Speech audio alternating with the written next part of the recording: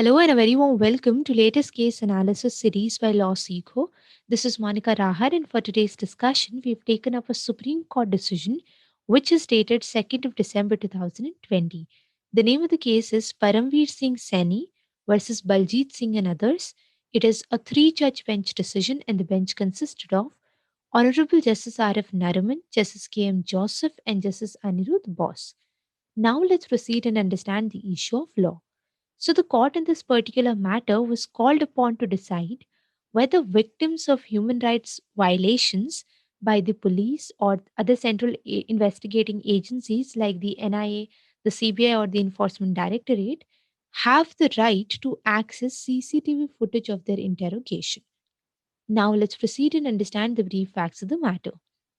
So, essentially, the Supreme Court, by virtue of its order, which is dated 3rd of April 2018, in the case of Shafi Mohammed, had directed the Ministry of Home Affairs to set up a central oversight body which after being set up would be responsible for implementing use of videography in crime scene during investigations. And it was also directed by the Honorable Supreme Court that the MHA, the Ministry of Home Affairs, should create oversight mechanism in every state whereby independent committee study CCTV camera footages and publish the report after such a study. And the central oversight body, it was directed to issue directions to ensure use of videography becomes a reality in a phased manner. And the first phase was to be done by the 15th of July 2018. So, essentially, in this particular matter, the Supreme Court had directed the Ministry of Home Affairs to provide for a mechanism to make use of videography in crime scenes a reality. And how is this going to happen? So, this was going to happen in a phased manner with institutional setups brought in by the Ministry of Home Affairs. So, there would have been a central oversight body as per the direction. There should have been a central oversight body which was to be set up. And then once there is a central oversight body at the central level, then there should be oversight bodies or mechanisms or institutions or framework at each state level as well. And these oversight mechanism or the institution, it would ensure that the use of CCTV is made a reality, and they also check the CCTV camera footages which are available from across the venues or the complexes of police stations or these central investigating agencies. And after having gotten the footages so collected, they were to make the footages study and see if there is any violation of human rights of any of the person who is being interrogated or who is a prison inmate, and then publish a report accordingly. So thereafter, in May 2018, the Ministry of Home Affairs, in pursuance of this direction, constituted a central oversight body to oversee implementation of use of photography and videography in crime scene by the governments of state and union territories and other central agencies to suggest possibility of having a central server. Now, by virtue of its order in the present SLP, which is in the case of Paramvir Singh Saini, the Supreme Court, by virtue of its order, which is dated 16th of July 2020, it issued notice to the Ministry of Home Affairs on the following two aspects.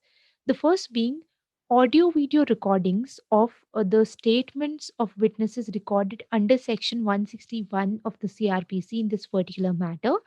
And the second being a status check or report of the larger question of installation of these CCTV cameras and such other equipments in police stations. So then thereafter, on 16th of September 2020, all states and union territories, they were impleaded as parties to have a status check of such installation and constitution of the oversight committees.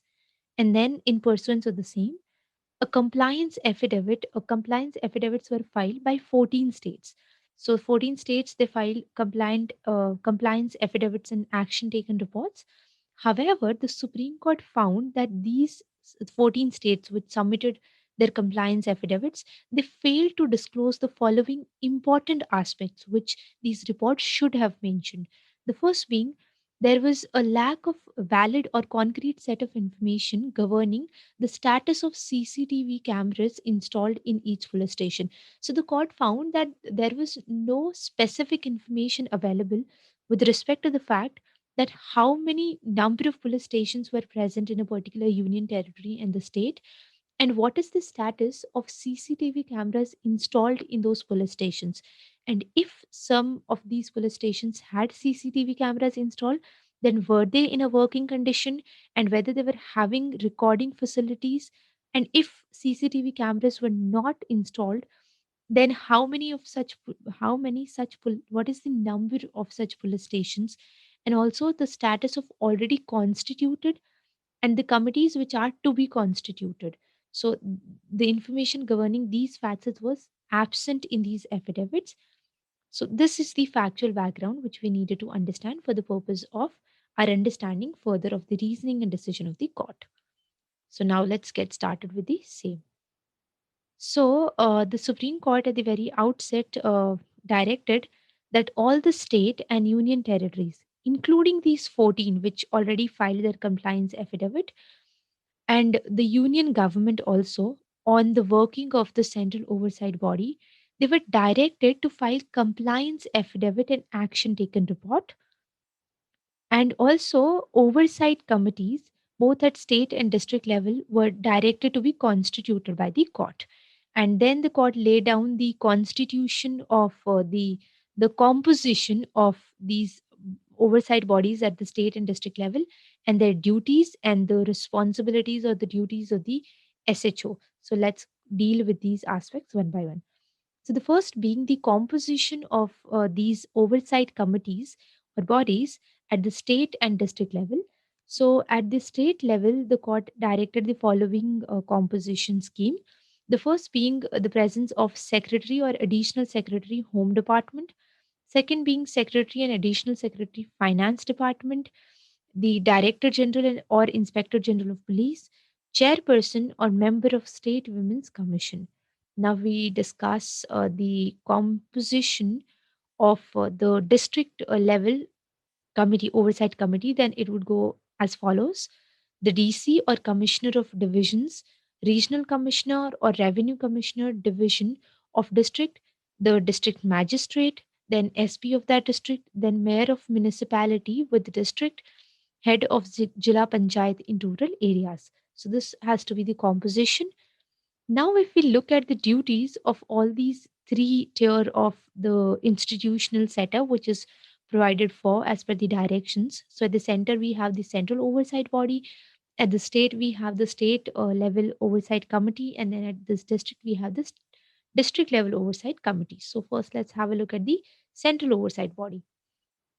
So the function of the central oversight body would be same as that of the state level committee, and for the but this would be applicable for the central agencies which are situated in Delhi and also outside of Delhi. Now let's have a look at the state level committee.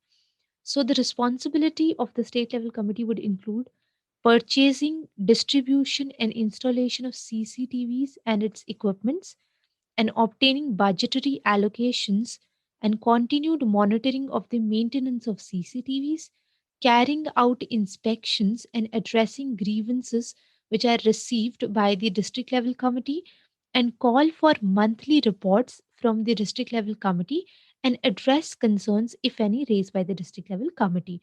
So this boils down to what is the function of the district level committee, because district level committee's function is primarily to be managed and monitored by the state level committee. So the function of the district level committee is supervision, maintenance of CCTV cameras and related equipments, then continuous monitoring of maintenance of CCTVs, interact with SHO as to functioning and maintenance of the CCTVs, send monthly reports to the state level committee, review footage from CCTVs in the police stations to check for unreported human rights violations. And this brings us to our next segment, which is duty of an SHO. So it would include ensuring proper working, maintenance, and recording of CCTVs, then An SHO is obliged to report any malfunctioning and fault in these equipments to the district level committee, and it is also duty bound to inform district level committee of arrest or interrogation which is made when CCTVs were not working. And on receipt of information of malfunction, the district level committee, oversight committee, it shall immediately convey to the state level committee for funds and for purchase of new equipments. And the Director General or Inspector General of Police is to direct officer in charge of the police station to entrust the above stated to SHO. So this is a hierarchy which is laid down, and the power is decentralized at the level of SHO. Then we have the district level committee, the state level committee, and the central level committee. And the SHO is envisioned or given or best of the powers and duties rather of ensuring that there is a CCTV camera installed in police station, and also the CCTV cameras is function cameras CCTV cameras, they're functioning, they have recording facility available, and if there is any malfunction and fault in these equipments, then the same is to be conveyed to the district level committee. And in case there is any arrest or interrogation which is made when these CCTV cameras they were not functioning, so that has also to be conveyed, and the information of the same is to be conveyed to the district level committee. And then the district level committee is also to act immediately when such an information is received of such malfunction, and the same information is to be conveyed to the state level committee so that the state level committee can provide the district level committee with funds and sufficient or necessary equipments, and the faulted equipments, they can be replaced with new one. And in this scenario, this particular mechanism, it'll ensure and make sure that no police station, no central investigating agency is without a CCTV camera, and thus there can be a thorough check on human rights violations while interrogation and investigation in these agencies or the police stations. So now with respect to installation of these CCTV cameras in every part of police station and that of the central investigating agency, the court made the following observations or rather stated the same. So the court stated that the governments of state and union territories, they are to ensure that CCTV cameras are installed in each and every police station, and no part of police station is left uncovered. CCTV cameras are to be installed in all entry and exit points, the main gate of the police station, all lockups, all corridors, lobby, the reception areas, the inspector's room, SI's room, area outside the lockup room, the station hall in front of the police station compound, outside washroom, toilets, and then the duty officer's room, back part of the police station, etc. So essentially, the purpose of mentioning each and every part of a possible police station complex is that it is to ensure the gravity with which the court has taken this matter seriously, and it is to ensure that no part of a police station complex is left uncovered by a CCTV camera footage.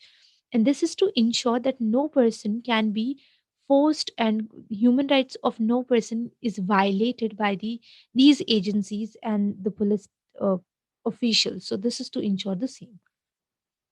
Now, further, the court stated that electricity and internet is to be made available in every place, and the storage of CCTV camera footage, which can be done in digital video recorders and or network video recorders with a capacity of storage for 18 months. And the court also emphasized on the fact that the storage capacity should be of the updated range and the latest which is available technologically. And also, the court further stated that when serious injury and or custodial deaths they are caused in police station, then the aggrieved has a right of redressal from the State Human Rights Commission and also from Human Rights Court. This information is to be displayed on posters, and victims of human rights violations have a right to secure footage. So, this is the answer to our question of law, which is whether these victims of human rights violations, which is inflicted on these victims, by the police stations or police officials or central investigating agencies. So, do they have a right to get access to CCTV footage of their interrogation? So, this is the answer to the same, which is in affirmative or positive. So, victims of these violations, they do have a right to secure the footage. And then the court stated that the commission or court, the Human Rights Commission or Human Rights Court, can then immediately summon CCTV camera footage, which may then be made available to investigating agencies. And then the court further stated that the Union of India is to ensure installation of CCTVs and recording equipments in offices of the CBI, the National Investigating Agency, the Enforcement Directorate, the NCB, the Department of Revenue Intelligence, Serious Fraud Investigating Office, and other agencies which are empowered to interrogate and make arrest. CCTV shall be compulsorily installed in all offices where interrogation and holding of accused take place. The executive, administrative, police authorities were directed by the court to implement this judgment in letter and spirit, as it is in furtherance of the fundamental right to life and personal liberty, which is guaranteed under Article 21 of the Indian Constitution. So that's all we have for this case analysis. Essentially, this is considered to be a significant decision in the way forward to assuring the protection of human rights and to have a check on the violation of these very human, basic, and fundamental rights by or at the hands of the police officials or the central investigating agencies. And the court essentially laid down on the primary structure or skeleton of it. Now it is on the executive or administrative authorities to who add flesh and blood to it, and the court has laid down the the infrastructural or the institutional setup as to what sort of committees are to be there, what is to be the function of each of these committees. There is a hierarchy which is laid down at the center, the state, the district level, and then at the police station level. The person in charge is also bestowed with certain duties, and that are to be performed, and then there are repercussions if not performed, and the rights which are available to such a victim. These victims of human rights violations, if they're aggrieved, then they have a right of redressal from the State Human Rights Commission, the Human Rights Court, and information that they have such a right, it has to be displayed on posters. And these victims, they can also have access to CCTV footage of their interrogation, be it the statement recorded under Section 161 of the CRPC, or any other investigation and interrogation which is done by these agencies. And CCTV cameras, they are to be installed everywhere in a police station complex and these central agencies, in order to ensure that no such violation of human rights take place at the hands of these agencies. So that's all we have for this case analysis. At the end of it, you may find a list of abbreviations which we have used in the note. You may refer to it. And thank you for being with us.